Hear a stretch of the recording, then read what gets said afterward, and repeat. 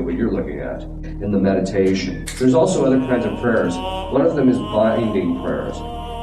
No, a binding prayer is basically a prayer which you say in order to bind the demons from a certain kind of an activity. So it's very simple. It basically goes like this. First, you have to name the spirit. So you have to figure out what's his behavior. This is why I mentioned, praying to Our Lady of Sorrows to ask her to reveal the nature of the guy that you're dealing with is really important. So once you find that out, then you just say spirit of, and then you name him. Like, so if it's anger, spirit of anger, or fear, or lust, or whatever the case is, spirit of, I bind you in the name of Jesus. And then you can add several other things, like in the name of Jesus, by the power of his precious blood, by the intercession of the Blessed Virgin Mary, etc., or by a particular saint that you have devotion to.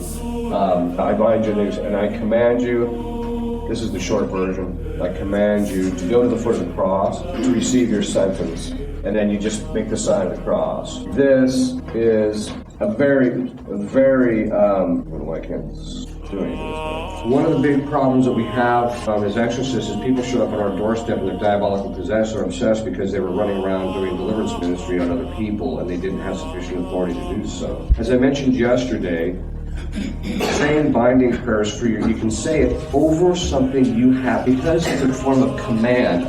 Bind you is a form of command. You have to have authority over the thing you're binding the demon in relationship to. So if it's your property, or if it's you, or if it's your children, because you have authority over your children, then you can do so. If you start binding demons in relationship to other people that you don't have authority over, because you don't have that authority, you don't have the protection. God protects the person who exercises their authority in a rightly ordered way. He protects it because he was the one who established it. In fact, he established it for protection for other people, and so he'll also protect the person that's doing that protection as well, as long as he remains under